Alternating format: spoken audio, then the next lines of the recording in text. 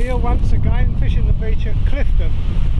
A second attempt at landing a nice ray for you the viewers. Unfortunately the session hasn't started off very well. This is the first cast, no problems there.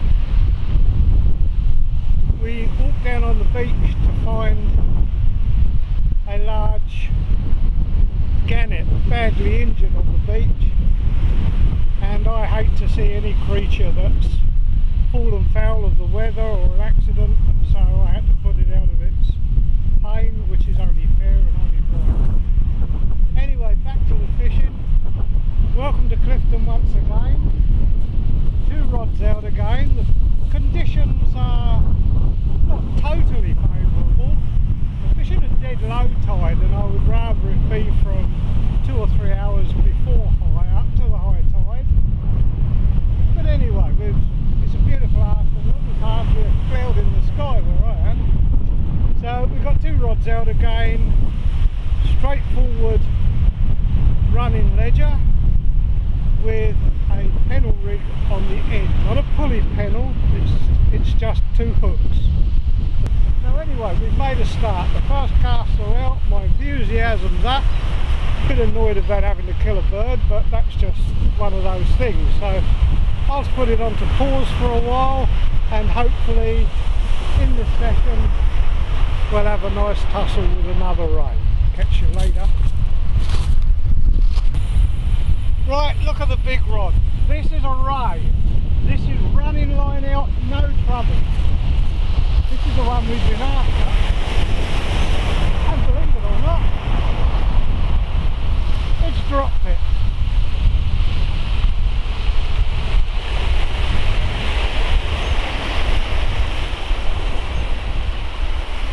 Dropped it. This was a total surprise. I'm fishing for rays, and I've actually got a snapper. This is considered to be the pristine fish of New Zealand. Whoops. Sorry about the noise, that's a tractor going past with tourists. But here we've got a lovely little snapper. That is considered to be the best eating fish in New Zealand. That's the first one I've caught for a very long time, and I wasn't expecting to get one today. So fishing's always full of surprises, and that certainly accounts for that. Whilst I've got the rod in my hand, I'll just put this down for a minute. I talk about a sliding trace.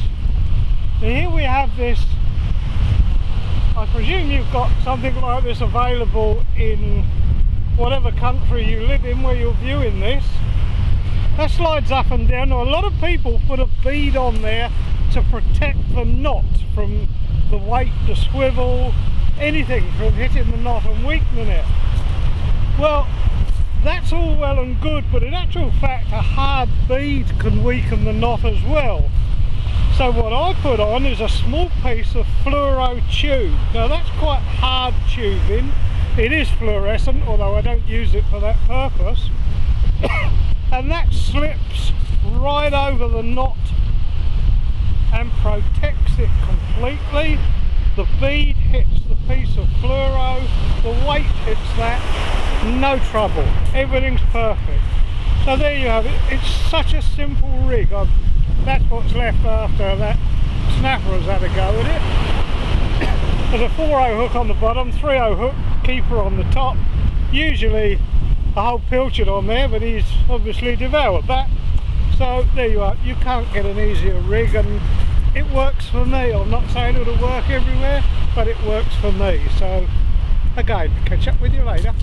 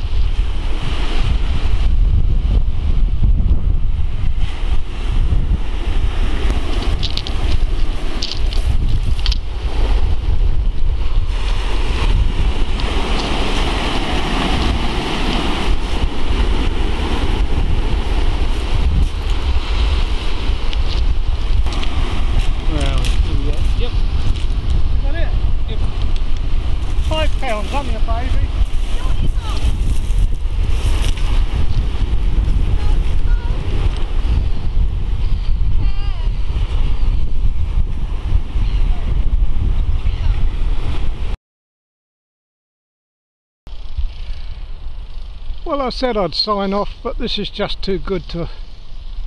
You can't drive past a sunset like this without wanting to stop and record it. What a beautiful end to a perfect day.